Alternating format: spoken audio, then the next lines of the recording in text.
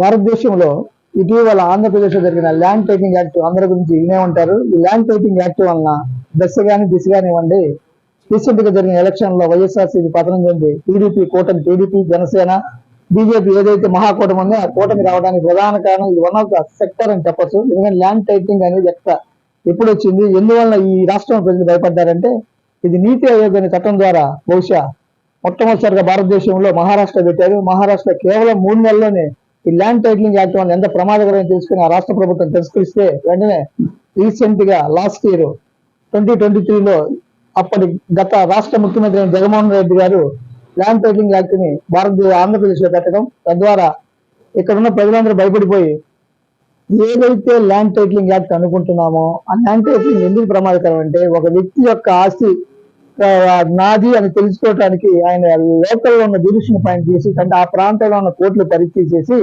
దానికి రెవెన్యూకి సంబంధించి ఎంఆర్ఓలకి, ఆర్డీఓలకి, జాయింట్ కలెక్టర్కి ఎప్పుడైతే ఇచ్చారో అప్పుడు ఎవరైతే ఈ రాష్ట్రంలోని బ్యూరోక్రసీ ఉన్నారు, ఎంఆర్ఓలు, కలెక్టర్లు, వాళ్ళు ఆ రాష్ట్రంలోని పొలిటికల్ పీపుల్కి అనుసంధానం అయ్యి మొత్తం ఈ రాష్ట్రంలో ఉన్న భూములన్నీ కూడా ఆ రాష్ట్రంలో ఉన్న పాలితులకి ఆక్రమిస్తారనే భయం వేయడంతోనే ఈ రాష్ట్రం ప్రజలు భయపడ్డారు. తద్వారా ఈ రోజున అసెంబ్లీలో ల్యాండ్ టైటిలింగ్ యాక్ట్ ఏదైతే చంద్రబాబు నాయుడు గారు, పవన్ కళ్యాణ్ గారు చెప్పారో ఈ రోజు అది దశమీపట్నం చేస్తూ ఈ రోజే అంటే 23/7/2024 ఇప్పుడు జరుగుతా ఉంది అసెంబ్లీ. ఈ అసెంబ్లీలో దీన్ని ల్యాండ్ టైటిలింగ్ రద్దు చేశారు.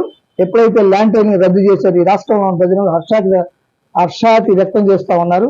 ఇది ఎంత ప్రమాదకరమైందంటే మీరు కనుక ఒక ఇల్లు కొన్నా, ఫ్లాట్ కొన్నా, భూమి కొన్నా ఏదైనా డిస్ప్యూట్ వచ్చిందని మీ మీద చిన్న పత్రం వస్తే బ్యాంక్ వాళ్ళు లోన్ ఇవ్వడవు.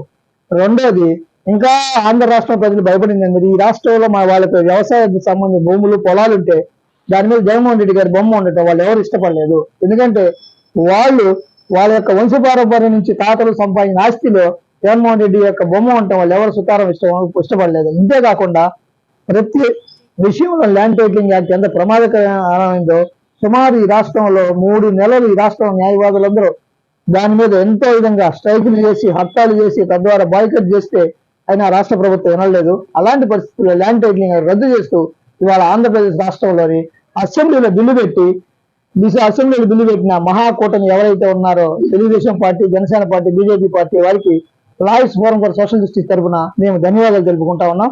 అదేవిధంగా ఈ రాష్ట్రంలోనే కాదు ఈ దేశంలోనే రీసెంట్ గా జూలై 1, 2024 ఒక కొత్త క్రిమినల్ లా చట్టాలు వచ్చినాయి. దాంట్లో అంటే IPC, CrPC, Indian evidence act ఇవి ఏవైతే ఈ 3 చట్టాలను మార్చి జూలై 1, 2024 నుంచి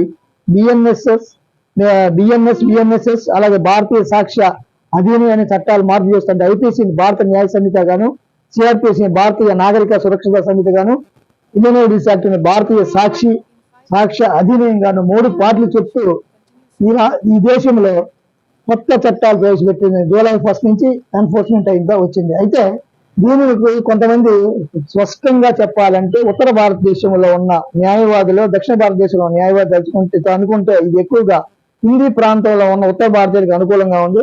అందువల్ల సౌత్ ఇండియాలో చెన్నై, తర్వాత కేరళ, ఆంధ్రప్రదేశ్ న్యాయవాదులు ఈ చట్టాలని చాలా స్పష్టంగా చెప్పారు. ఈ చట్టాల వల్ల ఏ విధమైన ఉపయోగం లేదు. ఎందుకంటే ఏవైతే వీళ్ళు పాత చట్టాలను అవే యాక్టివ్ చేశారు, కానీ పేర్లు అయితే మార్చారు.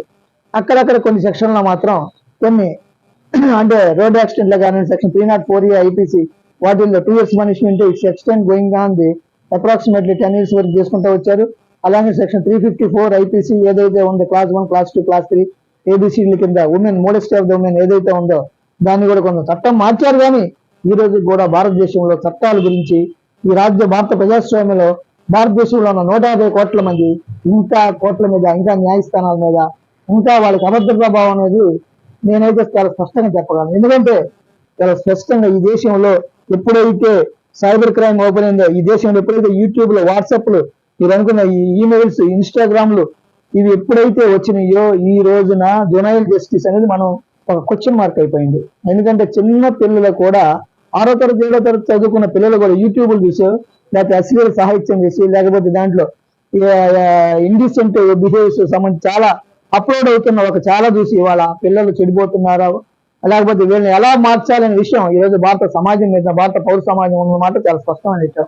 అయితే ఈ రోజు జరుగుతున్న అనేక ప్రాంతాలు ఎందుకు మహిళలపై, స్పష్టంగా చిన్నపిల్లలపై ఈవేళ జునైల్ జస్టిస్ జరుగుతూ ఉంటే మనము మైనారిటీ మెజారిటీ అని పెట్టుకొని మైనారిటీ పీపుల్కి అయితే ఈవెన్ దో మర్డర్ అని రేప్ అని మర్డర్ చేసిన ఆయనకి అప్ టు 3 సంవత్సరాలు జైలు శిక్ష ఉంటుంది, తర్వాత 4 సంవత్సరాలు రిలీజ్ చేయమని ఉంది. మరి తర్వాత మేజర్ అవుతున్నాడు అనే విషయం మీరు స్పష్టంగా చూసుకోవాలి.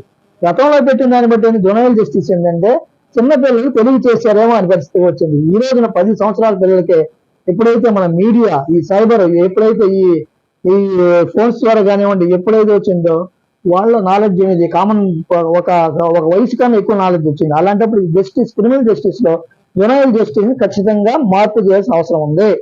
ఇలా లేకపోతే చిన్న పిల్లల్లో మనం అనుకుంటున్నాం 18 years అని, 16 ఏళ్ళకే మర్డర్ మానభంగాలు చేస్తా ఉన్నారు, 16 ఏళ్ళకే గ్యాంగ్స్టర్లు అవుతున్నారు, 18 ఏళ్ళ లోపే వాళ్ళు ఏం చేయాలో చేస్తున్నారు. కాబట్టి చట్టాలు మార్చుకోకపోతే భావి తరాలు మాత్రం ఖచ్చితంగా పక్కదారి పట్టే పరిస్థితి ఉంది. అలాంటి చట్టాలు మార్చాల్సిన అవసరం ఈ దేశంలో న్యాయవాదిగా నేను చాలా స్పష్టంగా చెప్పగలుగుతున్నాను. ఎందుకంటే ఈరోజు కోర్టుల యొక్క పరిస్థితి చూస్తున్నాం, కోర్టు యొక్క భావ సారూప్యాలు చూస్తున్నాం. కోర్టులో జరుగుతున్న న్యాయం అన్యాయం అనేది ఈ దేశంలో 75 సంవత్సరాల స్వతంత్ర భారతదేశ చరిత్రలో మనం గమనించినట్లయితే డెమోక్రసీలో judiciary is one of the pillar. కానీ ఏం జరుగుతుంది ఈ దేశంలో, ఎక్కడ జరుగుతుంది ఈ దేశంలో? ఈరోజు రీసెంట్ గా ఈ కవితను అరెస్ట్ చేస్తే తెలంగాణ రాష్ట్ర సీఎం ఎవరైతే కేసీఆర్ గారు ఉన్నారో వాళ్ళ కుమార్తె కవితను అరెస్ట్ చేస్తే ఈడీని, సిబిఐని, ఐడీని ఇంకే ఉంటే అది చట్టాలు ఉపయోగించి కేజ్రీవాల్ లాంటిది ప్రజెంట్ ఢిల్లీ సీఎం కూడా అరెస్ట్ చేస్తూ పోతున్న గవర్నమెంట్ లో వాళ్ళ భారత ప్రజాస్వామ్యం అనేది మనుగడ తప్పిందా, దారి తప్పుతుందా అనే అర్థం కాని పరిస్థితిలో ఉన్నాం. మరి గతంలో కాంగ్రెస్ పార్టీ ఉన్నప్పుడు ఈ విధంగా కక్షాపూరితమైన వాతావరణం ఎక్కడ కనిపించట్లే. తమకు బీజేపీ వాళ్ళకి ఎక్కడైతే కక్షపూరితం ఉంటుందో వెంటనే ఆ రాష్ట్రంలో తమ శత్రువులు లేకుండా ఈడీని, సిబిఐని, సిఐడిని ఈ విధంగా తీసుకుంటుంది. అంటే నిన్నటిదాకా జగన్మోహన్ రెడ్డి ప్రభుత్వం టీడీపీని వెంటాడితే ఈ రోజు టీడీపీ ప్రభుత్వం వైఎస్ఆర్సీపీ ప్రజల్ని వెంటాడుతాం. అసలు ఈ ప్రజలు ఎవరు? ఈ ప్రజలు భారతదేశంలో ఉన్న ప్రజలే కదా. ఈ ప్రజలకి ఏమన్నా వైసీపీ, టీడీపీ, బీజేపీ, కాంగ్రెస్ పార్టీతో పుట్టలేదు కదా. మరి అలాంటి పరిస్థితుల్లో మనుషులు మనకి మనం చంపుకుంటుంటే ఏ వ్యవస్థలో ఉన్నామనేది మనం మొట్టమొదటిసారిగా అర్థం చేసుకోవాలి. మేము చాలా యాజ్ ఏ సీనియర్ అడ్వకేట్ మేము చెప్పేది ఒకటే, చాలా స్పష్టంగా చెప్తా ఉన్నాం.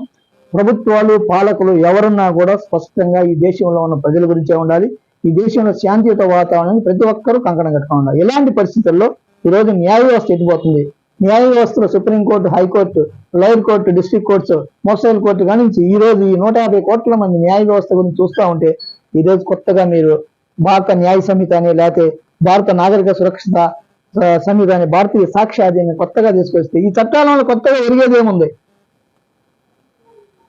మర్డర్స్ ఏమో నాగినయ్యా, రేపులు ఏమో నాగినయ్యా, లేకపోతే ఇంకెక్కడ క్రైమ్ చేసుకుంటా ఆపారా?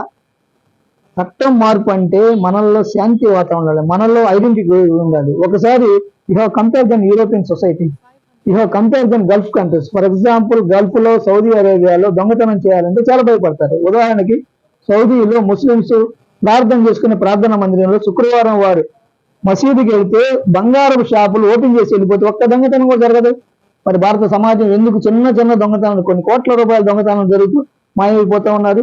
అక్కడ రేపు జరిగి మర్డర్ జరిగితే ఇక్కడలాగా లోయర్ కోర్టు, హైకోర్టు, సుప్రీంకోర్టు, రాష్ట్రపతి క్షమాభిక్ష లేదే.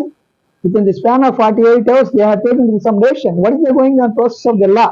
So Indian law is a failure these type of the cases. ఎందుకంటే ఈరోజు ఒక అమ్మాయిని రాజమండ్రిలోను, ఒక అబ్బాయిని హైదరాబాద్ లో, ఒక అమ్మాయిని హైదరాబాద్ లో, ఇంకో చోట ఎక్కడెక్కడో లక్నోలోనో, ఢిల్లీలోనో ఈ విధంగా దాడులు జరుగుతుంటే, మహిళలపై దాడులు జరుగుతుంటే మనం ఎన్ని చట్టాలు తెచ్చి ఏం లాభం?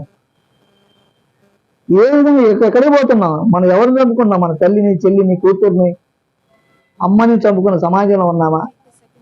అది ఎందుకు ఇంకా ఈ సొసైటీలో మార్పు రాలేదు? ఈ సొసైటీలో మార్పు రావాలంటే ఉమెన్ లాస్ పెట్టారు. దానివల్ల ఇలాంటి చట్టాల వల్ల ప్రయోజనం లేదు. అమెండ్మెంట్ చేయాలి.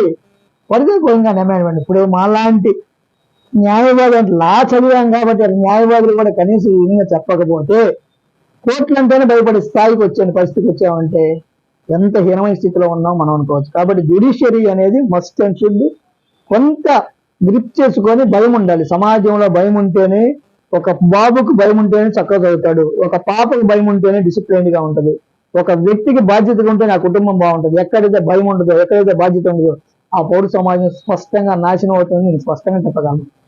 మరి ఇలాంటి పరిస్థితుల్లో చట్టాలు మార్పు చేయాలి, న్యాయాలు మార్పు చేయాలంటే ఇవాళ చట్టాలు ఖచ్చితంగా అమెండ్మెంట్ చేయండి. అంతేగాని దాని పేర్లు మార్చి బీజేపీ గవర్నమెంట్ లేదా కాంగ్రెస్ గవర్నమెంట్ కాదు, మనం భారత ప్రజాస్వామ్యం. So many countries are there here in throughout world. Total 189 or 185 countries are there. But whereas in India is one of the country. మరి మిగతా సభ్య సమాజం ఎంత బ్రహ్మాండంగా. సింగపూర్ చూసుకోండి ఉదాహరణకి.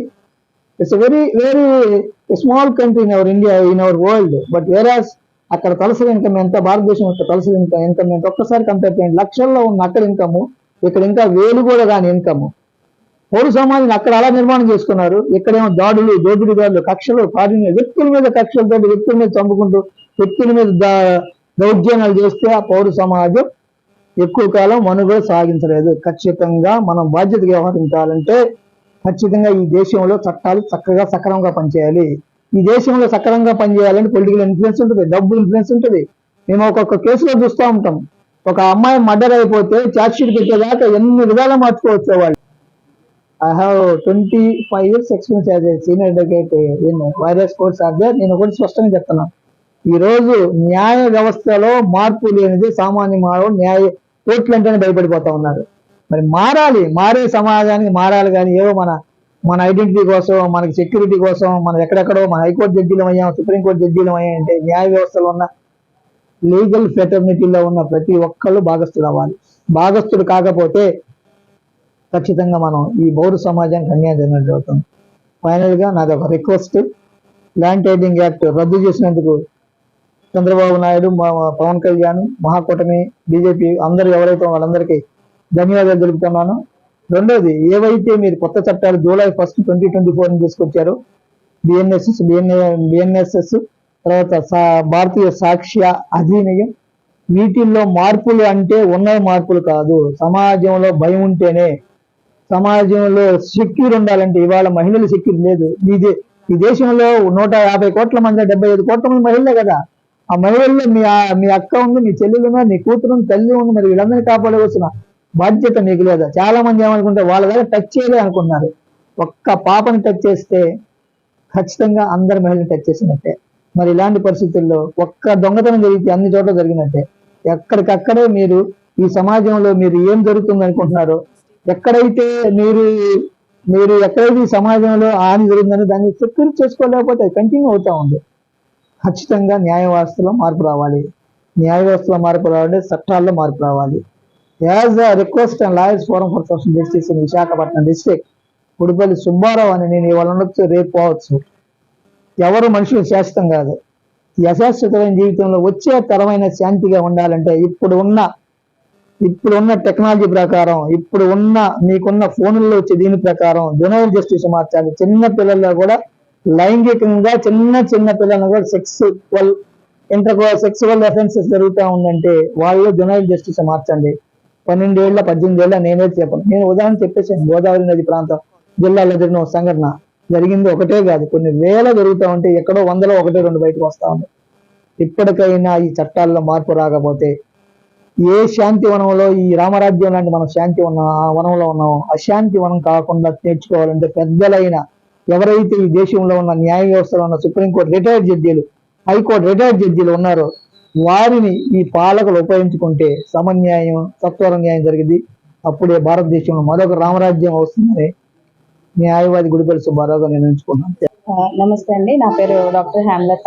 గుడిపల్లి సుబ్బారావు గారు సీనియర్ అడ్వకేట్ గారు చెప్పినట్టుగా టైటిలింగ్ యాక్ట్ వల్ల చాలా మందికి కూడా రిలీఫ్ అయితే వచ్చిందండి. సో దానికి మొదటగా చంద్రబాబు నాయుడు గారికి, పవన్ కళ్యాణ్ గారికి పెట్టే బీజేపీ నాయకులు వీళ్ళందరూ కష్టపడేదానికి ఫస్ట్ గా కంకణం కట్టిది చేసింది. దీనివల్ల అయితే మాత్రం చాలా వరకు కూడా కంఫర్ట్ జోన్ లోకి పబ్లిక్ వెళ్ళారు. సో ఇలాంటి కొన్ని చట్టాలు ఇంకా ఇంప్లిమెంట్ చేయాలని సుబ్బారావు గారు చెప్పినట్టు, సీనియర్ న్యాయవాది చెప్పినట్టు జోవినల్ కేసు మీద కొంచెం ఫోకస్ చేసి దాంట్లో ఏమైనా మార్పు తేగలిగితే గనక ఇంకా క్రైమ్ తగ్గే అవకాశాలు ఉంటాయి. కాబట్టి దాని మీద కొంచెం దృష్టి పెట్టాల్సిందండి.